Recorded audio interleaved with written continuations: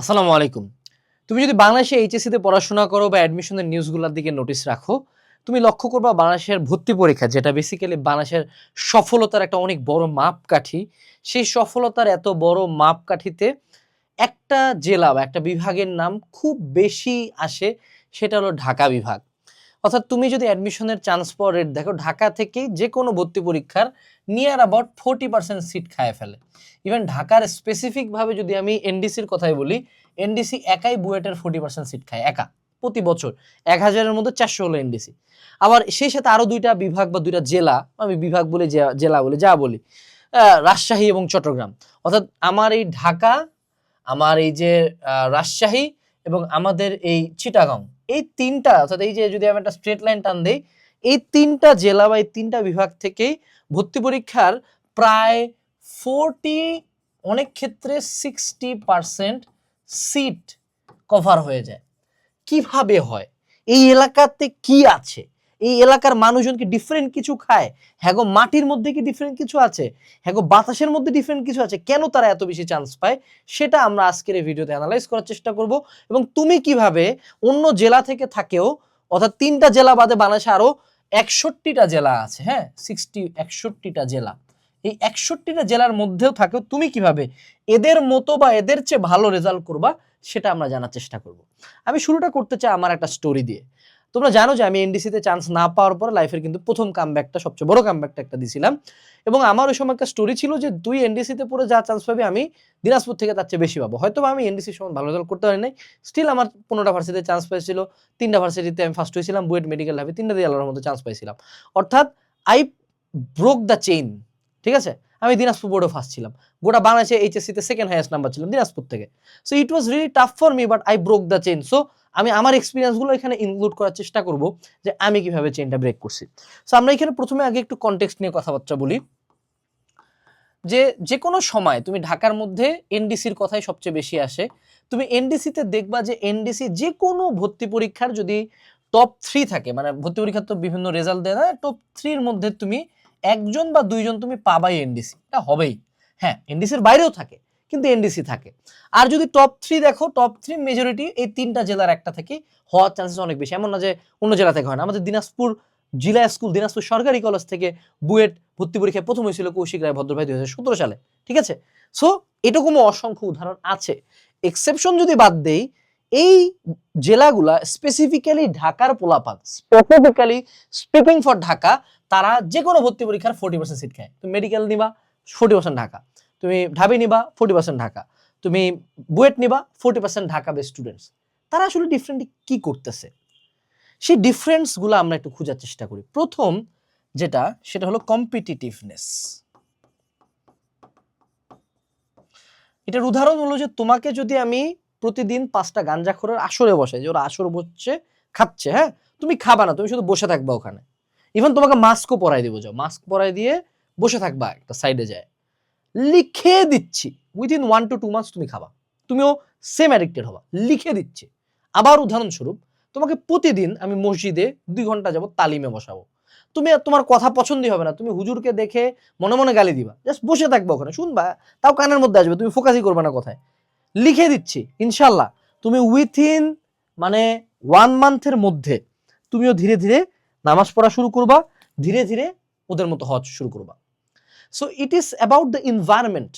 আমরা বেসিক্যালি আমাদের আশপাশের 5টা মানুষের অ্যাভারেজ, আমার আশপাশে যদি 5টা ভালো মানুষ থাকে, আমি সেই 5টা ভালো মানুষের মতো, 5টা খারাপ মানুষ থাকলে 5টা খারাপ মানুষের মতো।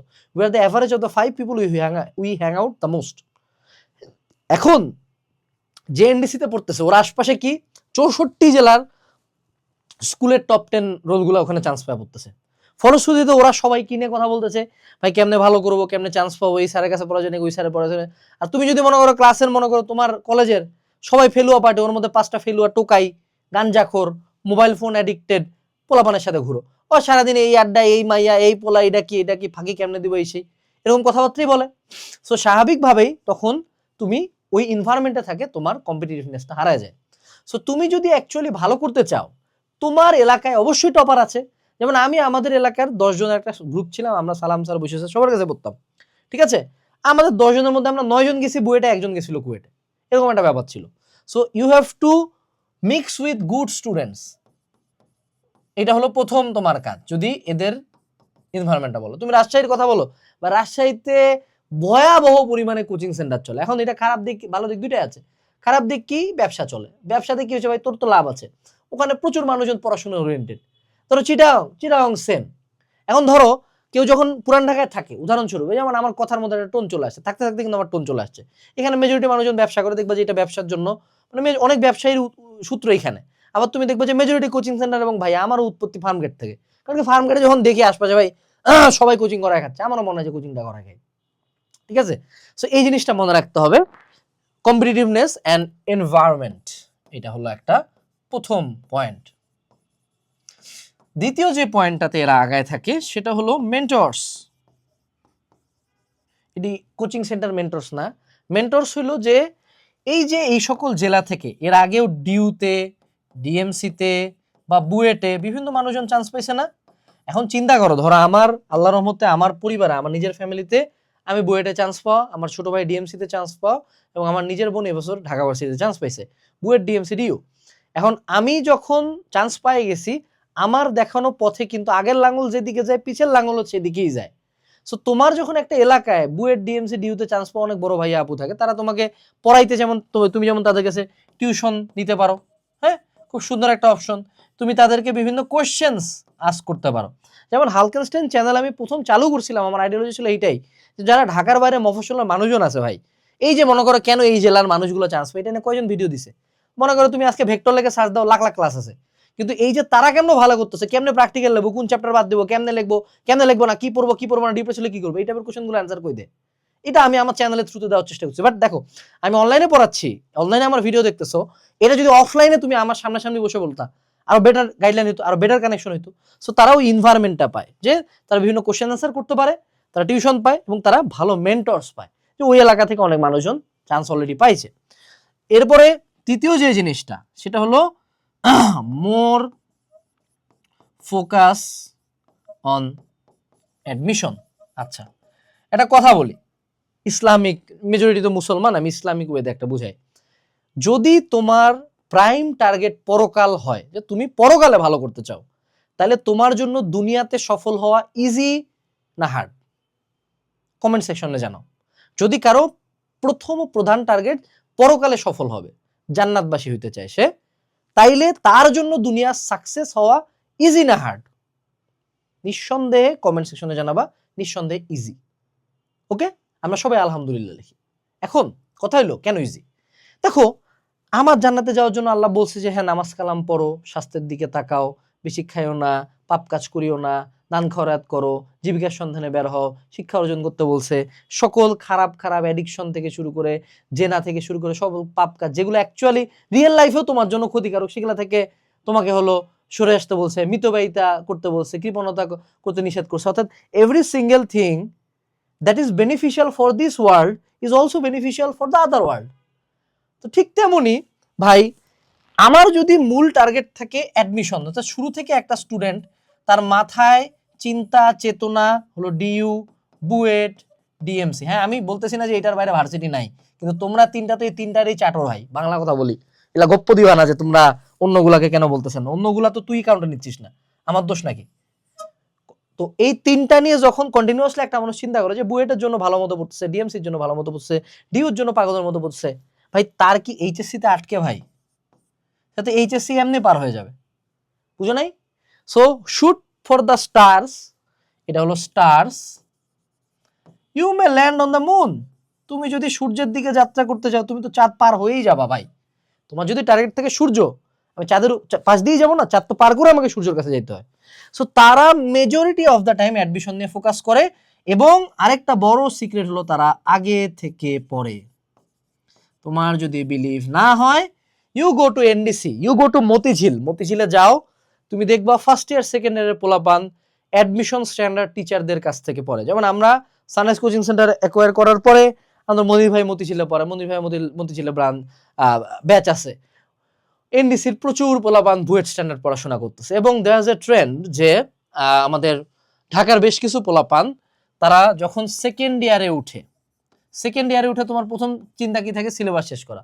ও সিলেবাস শেষ করে ফেলছে, ও তার সিনিয়র ব্যাচের সাথে, অর্থাৎ ধরো তুমি 26 ব্যাচ, সে 25 ব্যাচের সাথে একবার অ্যাডমিশন কোচিং করে। এবং আমি নিজে দিনাজপুরে থাকে উন্মেষে একবার মেডিকেল কোচিং করছিলাম, আমার মতো সেলুলার মেডিকেলে চান্স পাইছিলাম, বুয়েটে চান্স পাইছিলাম, ডেন্টালে থার্ড হয়েছিলাম, এএফএমসি এমসিতে চান্স পাইছিলাম। সেখানে মেডিকেলের জন্য অ্যাডমিশন সিজনে পড়িও নাই, 7 দিন না 10 দিন প্রিপারেশন নিয়েছিলাম। ঠিক আছে, সো এই কাজটা কিন্তু তারা আগে থেকে করতেছে, অর্থাৎ তারা আগে থেকে পরে তারা প্রি অ্যাডমিশন পড়াশোনা করে। এখন এই প্রি অ্যাডমিশন পড়াশোনাটাই তোমাদের অনেক বেশি দরকার। সো প্রি অ্যাডমিশন পড়াশোনা কেমনে করবা, এটা হলো তাদের এই তিনটা পয়েন্টের মধ্যে। আমি যদি বলি যে দেখো তুমি এনভায়রনমেন্ট হয়তো বা ক্রিয়েট করতে পারলা যেখানে তুমি কম ভালো স্টুডেন্টের সাথে মিশবা, কিন্তু তোমার এলাকায় তো বুয়েট মেডি, আমি সত্য কথা বলি ভাই, দিনাজপুরে অত বেশি বুয়েটিয়ান নাই। কারণ তুমি মতিঝিলে মনে করো গেলে ঘরে ঘরে বুয়েটিয়ান, হ্যাঁ, কিন্তু দিনাজপুরে কয়জনই বা বুয়েটা পায়, প্রতি বছর 10 জন 20 জন 30 জন ম্যাক্সিমাম পাইছে। তো বছর কা বছর ধরলে অত বেশি বুয়েটিয়ান নাই, অত বেশি ডিএমসি আর নাই, যেমন লাস্টে দিনাজপুর থেকে একজনও ডিএমসিতে পায় নাই। তো এই যে ব্যাপারগুলা তুমি হয়তো বা রেপ্লিকেট করতে পারবে না, but the only thing you can replicate, এখানকার মধ্যে একটা পয়েন্ট আছে যেটা বেসিক্যালি হার্ড ওয়ার্ক দিয়ে রেপ্লিকেট করা যায়। এটা ছিল আমার আইডিওলজি, ভাইয়া দুনিয়া ধ্বংস হয়ে যাবে এমন পড়া দিব, তুই এনডিসি মামা, তুই মামা 10 ঘন্টা পর, আমি 20 ঘন্টা পরে দেখি, তুই মামা 2 ঘন্টা পড়বি, আমি 4 ঘন্টা পড়বো, আমার তোর অনেক ব্রেন ভালো, তুই ম্যাথ বুঝা কর, আমি দেখি ম্যাথগুলো মুখস্থ করে যাই। সো আমার টেন্ডেন্সি ছিল এইটা যে ও better I know, but how but I work more, how but I work harder. So pre admission পড়াশোনা কেমনে করবা? তো দেখো বাংলাদেশে যখন আমরা প্রি অ্যাডমিশন নিয়ে কথাবার্তা বলি, প্রি অ্যাডমিশন বাংলাদেশে প্রথম কে আনছিল বলো দেখি, মজার কথা একটা খেয়াল করা দিই। বাংলাদেশে প্রথম প্রি অ্যাডমিশন আনছিলাম আমরাই, 2020 সালে আমি আনছিলাম। আমার থিমটা ছিল যারা বুয়েট মেডিকেল ঢাবিতে চান্স পাবে তারা এলাকায় যে টিউশনি করায়, সে টিউশনির পড়াটা আমি অনলাইনে পড়াই দিই। 2020 সালে এটা আমরা শুরু করছিলাম। সো যখন আমরা প্রি মেডিকেল লঞ্চ করি, ঠিক আছে, প্রি মেডিকেল যখন আমরা লঞ্চ করি, আমরা এখানে যেটা করছি যে তোমাদের মেডিকেল অ্যাডমিশনে কি কি আসে এটা ধারণাটা দেওয়া। অর্থাৎ যারা আমাদের এই যে 3টা জেলা থেকে আছে, ঢাকা, চট্টগ্রাম, রাজশাহী, এর বাইরের জেলাগুলো খারাপ এমন না, এর বাইরের জেলাগুলো থেকেও চান্স পায়, বাট এই জেলাগুলোর মানুষজন আগে থেকেই ভর্তি পরীক্ষা সম্বন্ধে টিচারদের মুখে শুনে, টিচাররা বলে এটা ইম্পর্টেন্ট, বুয়েটে এইটা আসে, ঢাবিতে এইটা আসে, মেডিকেলের জন্য এগুলা পড়ো, এই আইডিয়াটা দেওয়ার জন্য আমরা প্রি মেডিকেল কোর্স লঞ্চ করছি। আমাদের 0 to ঢাবিয়ান কোর্স আছে, 0 to বুয়েটিয়ান কোর্স আছে। যদি আমি একটু এদিকে যাই, তুমি এখানে 0 to ঢাবিয়ান পাবা, 0 to বুয়েটিয়ান পাবা। এগুলোতে বেসিক্যালি আমরা যে জিনিসটাতে প্রি অ্যাডমিশনে ফোকাস করি যে তোমাকে ধারণা দেওয়া যে ঢাবিতে কি আসে। তুমি ভাবতে পারো যে ভাই ধারণা দিয়ে আমার লাভ কি হলো, আমি অ্যাডমিশন টাইমে যা পড়বো। ওটাই সমস্যা, যদি কেউ 1 বছরের মাথায় ধারণাটা রাখে প্রি অ্যাডমিশনের, সে কি বাকিদের চেয়ে আগায় থাকবে না? অর্থাৎ প্রি অ্যাডমিশন পড়াশোনার মেইন 5টা পিলার আছে, 5 পিলার্স। এক হইল ধারণা কি আসে এটা জানা, 2 হলো কনফিডেন্স, অর্থাৎ যখন আমি আগে থেকে একবার বুয়েট মেডিকেল ঢাবির কোশ্চেন দেখছি, অনেক কিছু জানি, আমি অবশ্যই অ্যাডমিশন টাইমে কনফিডেন্স থাকবো। এবং অ্যাডমিশন টাইমে কনফিডেন্স তোমাকে যতটা আগায় নিয়ে যাবে, অনেক বেশি পড়াশোনা ততটা আগায় নিয়ে যাবে না। So second point is confidence. Third point is question bank solving. মনে রাখবা যে কোনো ভর্তি পরীক্ষায়, সেটা বুয়েট হোক, মেডিকেল হোক, ঢাবি হোক, প্রত্যেকটা জায়গায় বিগত বছরের কোশ্চেন অ্যানালাইসিস করে তুমি ভর্তি পরীক্ষার 75% কোশ্চেন প্রায় হুবহু কমন পাবা বা একটু চেঞ্জ করে পাবা। এই 75% মার্ক যদি তুমি পাও, যে কোনো জায়গায় তোমার বুয়েটেও চান্স হবে, তোমার ঢাবিতেও চান্স হবে, তোমার মেডিকেলেও চান্স হবে। সো এই 75% কোশ্চেন কি কি, অর্থাৎ তুমি জানো অলরেডি তোমার ম্যাট্রিক্স চ্যাপ্টারের কি কি বুয়েটের জন্য ইম্পর্টেন্ট, কি কি ঢাবির জন্য ইম্পর্টেন্ট। তুমি বায়োলজির কোষের গঠন থেকে জানো কোন ছক বৈশিষ্ট্য পার্থক্য, কোন সংখ্যক তথ্যগুলো মেডিকেলের জন্য ইম্পর্টেন্ট। এই ইম্পর্টেন্টটা জানা তোমার ভর্তি পরীক্ষার টাইমে পড়াশোনা ডবল হয়ে যায়, অর্থাৎ তুমি তখন ভর্তি পরীক্ষার টাইমে লিটারালি সেকেন্ড টাইম প্রিপারেশন নেওয়া শুরু করো। ঠিক আছে, সো এই যে কোশ্চেন ব্যাংক সলভিংটাও কিন্তু আমরা আমাদের প্রি অ্যাডমিশন কোর্সগুলোতে রাখছি। যেমন তুমি যদি 0 to ঢাবিয়ানে চলে যাও, তুমি মনে করো এইখানটাতে আমাদের ওই সবগুলা ক্লাস পাওয়া যাবে, অ্যাডমিশন ক্লাসের ক্ষেত্রে আমরা অলওয়েজ যেটা করি যে আমাদের কোর্সের ক্লাসগুলোর ডিউরেশন নাকি শর্ট। সো তোমরা যারা 26 ব্যাচ আছো, এই ভিডিওটা দেখতেছো, আমি তোমাদেরকে অনুরোধ করবো যে আমাদের প্রি অ্যাডমিশন কোর্সগুলো যাতে তোমরা কিনে ফেলো। প্রি অ্যাডমিশন কোর্স কিনলে তোমার যে সুবিধাটা হবে, তোমার এই আমাদের কোর্সের ক্লাস ডিউরেশন অনেক শর্ট। অন্য জায়গায় প্রি অ্যাডমিশন করলেও তোমাকে 2-3 মাস পড়াবে, বাট আমি জানি তোমাকে রিভিশন দিতে হবে। সো রিভিশন একটু 1 মাসের জন্য পজ করে তুমি আমার ক্লাসগুলো করতে তোমার সর্বসাকুল্যে 15 দিন সময় লাগবে। আর আরেকটা যেটা তোমাদেরকে বলবো যে এইখানকার মানুষজন প্রচুর পরিমাণে অ্যাডমিশনের বই কিনে, অর্থাৎ আমাদের তো মানে ডাটা থাকে যে কোন কোন জেলা বা কোন কোন বিভাগ থেকে আমাদের সর্বাধিক অর্ডার আসতেছে। সো অ্যাডমিশন বুক তারা প্রচুর পরিমাণে পড়ে। এখন তোমাদের ঢাবির জন্য আমাদের অ্যানালাইসিস মেগা বুক সিরিজ আছে, আমাদের মেডিকেলের জন্য মেডিকেল অ্যানালাইসিস মেগা বুক সিরিজ আছে, আমাদের ইঞ্জিনিয়ারিং এর জন্য ইঞ্জিনিয়ারিং সিরিজ আছে। আমাদের বইগুলো খুব শর্ট এবং আমি তোমাকে অ্যাসিওর করতে পারি আমি কিন্তু নিজেই ফার্স্ট ইয়ার থেকে অ্যাডমিশনের প্রচুর বই কিনছিলাম, যদি আমাদের সময় কিউএনএ এত ভালো ছিল না, বাট এখন কিন্তু কিউএনএ অ্যাভেলেবল, আমার নিজেরই পাবলিকেশন এটা। এই বইগুলো যদি তুমি নিয়ে রাখো টেবিলে এবং এইচএসসির আগে যদি মিনিমামও পড়ে যাও, আমি তোমাকে বলতেছি যারা প্রি অ্যাডমিশন প্রিপারেশন নিবা, তোমরা অ্যাডমিশন টাইমে এত বেশি আমাকে ধন্যবাদ দিবে এবং এত বেশি এটার প্রফিট পাবা, এটা আসলে বলে বুঝাইতে পারবো না। সো কোশ্চেন ব্যাংক সলভ করতে হবে এবং অ্যাডমিশন বই পড়তে হবে। লাস্ট বাট নট লিস্ট সেটা হলো যে 50-60% ইজ ইনাফ। অর্থাৎ তোমার যদি সিলেবাসের 50-60% কমপ্লিট হয়ে যায় তাহলে তুমি প্রি অ্যাডমিশন পড়া পড়তে পারো। তুমি এখানে সর্বোচ্চ 30 দিনের জন্য পড়াশোনা করবা, এর বেশি একদিনও না। এক, 2 নাম্বার তুমি যেটা করবা, এই যে তোমার 50-60% কমপ্লিট হয়ে গেল সিলেবাস, এরপরে তুমি প্রি অ্যাডমিশন পড়াশোনা শুরু করছো। ধরে নাও তুমি প্রি অ্যাডমিশন পড়াশোনার সর্বোচ্চ 50-60% তোমার বুঝতেছো, অর্থাৎ তোমার আন্ডারস্ট্যান্ডিং লেভেলটা মাত্র 50-60%। যে বুয়েটার একটা কোশ্চেন, একটা চ্যাপ্টারের কোশ্চেন আমরা সলভ করে দিলাম, তুমি হয়তো বা 50% কোশ্চেন বুঝতে পারছো, স্টিল মোর দেন ইনাফ ভাই, ট্রাস্ট মি। এই যে দেখো এখানেই তো স্ট্যাটিস্টিক্সটা তো দেখা যাচ্ছে যে এই জেলাগুলো যদি আমাদের 40-60% স্টুডেন্ট মারে, অর্থাৎ তোমার মনে করে এক ঢাকা জেলা যদি 100 জনের মধ্যে 40 জন খায়, তাহলে বাকি 61টা জেলা মিলায় বাকি 60 জন আসতেছে। তার মানে the statistics are really cruel. অর্থাৎ তুমি যদি 60% কোশ্চেনও প্রি অ্যাডমিশনের পড়াশোনা করে রাখো, প্রি অ্যাডমিশন কোর্সটা কমপ্লিট করে ফেলতে পারো, তাইলে তুমি স্টিল বাংলাদেশের 99% অডিয়েন্সের চেয়ে বেটার। এবং বাস্তবতা হইলো তোমাদের সায়েন্স থেকে এইচএসসি পরীক্ষা দেয় প্রায় 2.5 লাখ মানুষজন, যাদের মধ্যে মাত্র 40,000 মানুষের জন্য পাবলিকে সিট আছে, যাদের মধ্যে বুয়েটে পড়বে মাত্র 1,000 মানুষজন, মেডিকেলে পড়বে প্রায় 4,000 মানুষজন এবং ঢাবিতে পড়বে 2,000 মানুষজন। সর্বসাকুল্যে মাত্র 8,000 সিট থাকে টপ 3 ইনস্টিটিউশনসে। সো তুমি যদি চান্স পাইতে চাও অবশ্যই তোমাকে এদের মতো করেই পড়তে হবে। এর মানে এই না যে আমি কোনো জেলায় থাকলে ভালো করতে পারবো না। You can be the first guy from your district who becomes a legend. আমাদের দিনাজপুরের যেমন লেজেন্ড কৌশিক রায় ভদ্র ভাই, আমরা তার নাম বেঁচে এখনো খাই।